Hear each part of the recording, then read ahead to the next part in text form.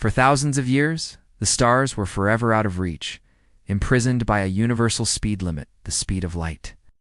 A journey to our nearest star with conventional rockets would take over 80,000 years. But what if we could break the rules without breaking the laws of physics? Imagine a spacecraft not pushing through space, but manipulating the very fabric of space-time itself. It creates a warp bubble, contracting the space in front of it and expanding the space behind. The ship sits motionless inside this bubble, a passenger on a wave of distorted space-time, while the universe flows past it at speeds beyond light. Distance becomes meaningless. Trip to Proxima Centauri, 4.2 light-years away, becomes a matter of days or weeks, not millennia.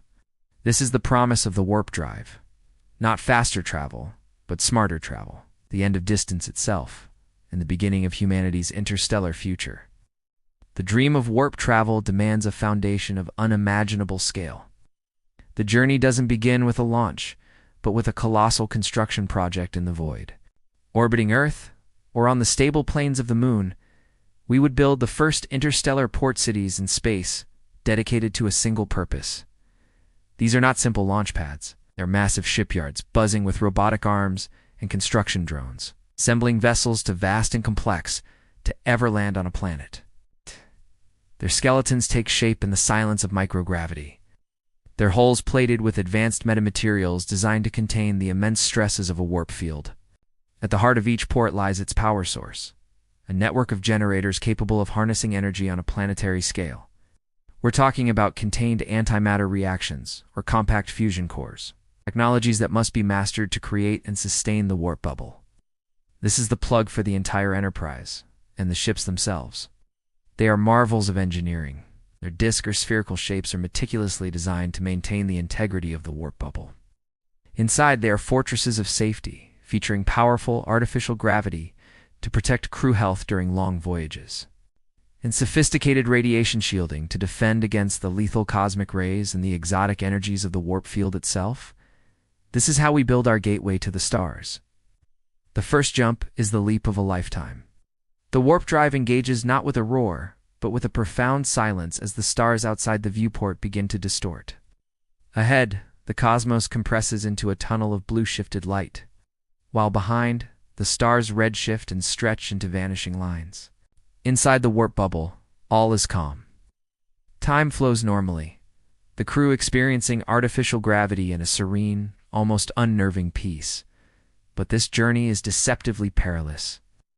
Navigation computers work tirelessly, making microscopic adjustments to the warp field to avoid collisions with interstellar dust particles that, at these effective speeds, could unleash the energy of a nuclear warhead. The arrival is a carefully choreographed ballet. Light years are traversed in days, but the final approach requires patience. The ship emerges from warp several astronomical units from its destination. The red dwarf star Proxima Centauri, now a distinct crimson disk. Proxima Centauri b hangs in the void, a world of unknown potential. The first landing pods descend through a thin, alien atmosphere, touching down on a silent, rocky landscape bathed in eternal twilight. A human steps out, their boot print the first to mark a world beyond our sun, and the galaxy suddenly feels infinitely smaller and infinitely larger all at once. With the galaxy now accessible, an economic explosion of unprecedented scale would follow. The first frontier is interstellar mining. Corporations would deploy massive automated refineries to harvest resources impossible to find on Earth. Superdense metals from asteroid cores, rare isotopes from nebular clouds, and exotic matter for next-generation warp drives. These materials would become the building blocks of a new technological era. Simultaneously, space tourism would evolve from orbital joyrides to luxury cruises of a lifetime. Imagine watching a binary star sunrise from a resort on a tidally locked moon or skydiving in the upper atmosphere of a gas giant. These experiences, once the stuff of dreams, would become the ultimate status symbol, fueling a trillion-credit industry. To manage this galactic commerce, a new financial system would be born.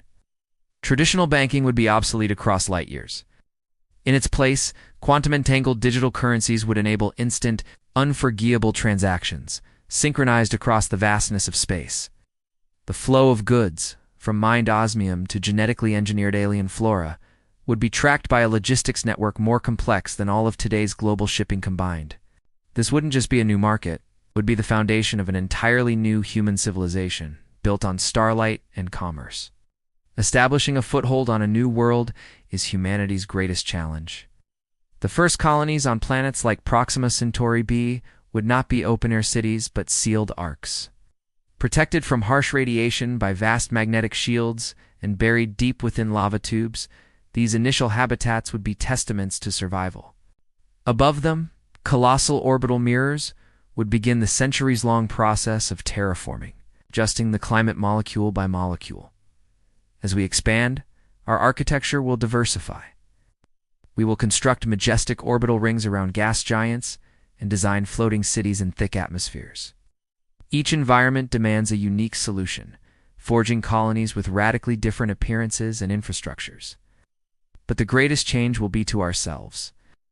On high-gravity worlds, colonists would evolve denser bones and powerful musculature. In low-gravity stations, they might grow taller and more slender. Within generations, isolated colonies would develop distinct cultural identities, languages, and even political systems.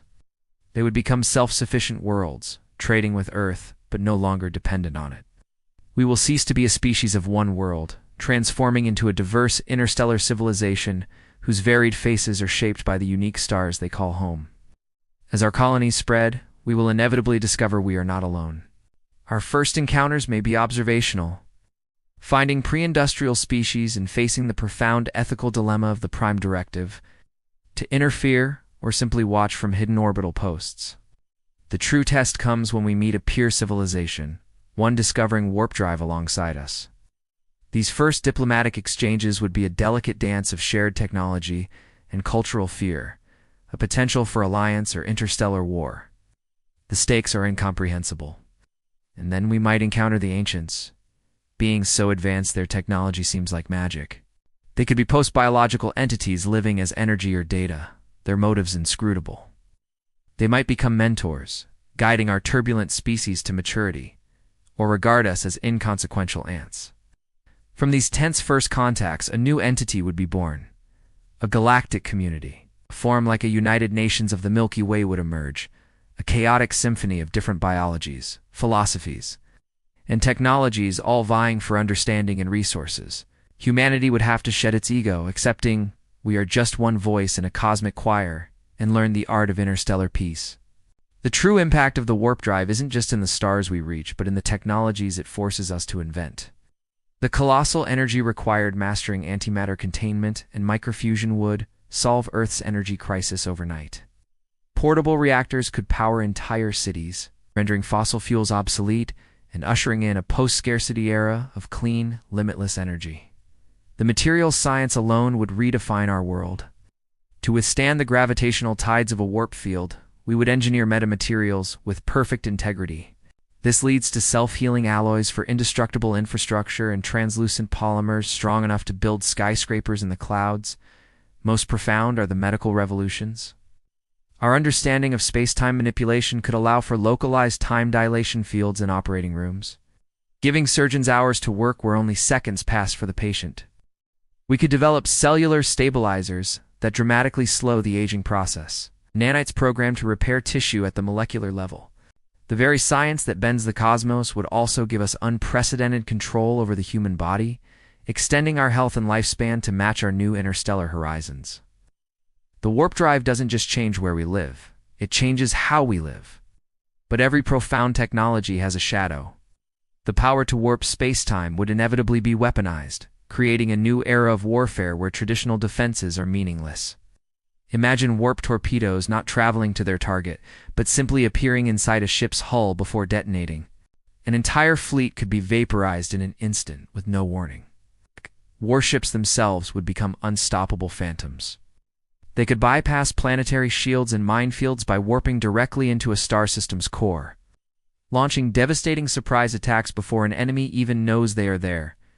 The concept of a front line would vanish. Most terrifying weapons would be planet killers, not mere bombs, but devices designed to trigger a controlled warp field collapse within a star, causing it to flare and sterilize entire solar systems. or a gravity bomb that teleports a microsingularity into a planet's core, crushing it from the inside out.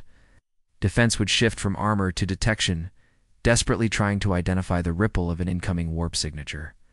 But with attack being near instantaneous, the only true defense becomes deterrence. The knowledge that any conflict could lead to mutual annihilation on a stellar scale would cast a permanent, dark shadow over the galaxy, forcing a fragile and terrifying peace.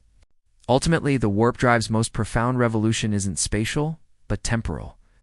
It shatters our ancestral understanding of time. With journeys spanning light years and days, the simple question, what time is it, becomes a complex calculation of local planetary cycles, ship time, and relativistic effects. A new interstellar standard time would be forged, a universal clock for a scattered civilization.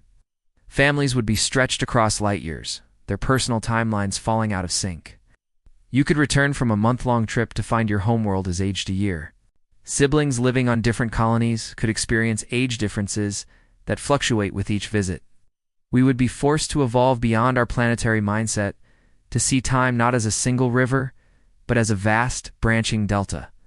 This is the final frontier, not a place, but a new state of being. We will have transformed from a species defined by a single world, vulnerable to extinction, into a galactic civilization.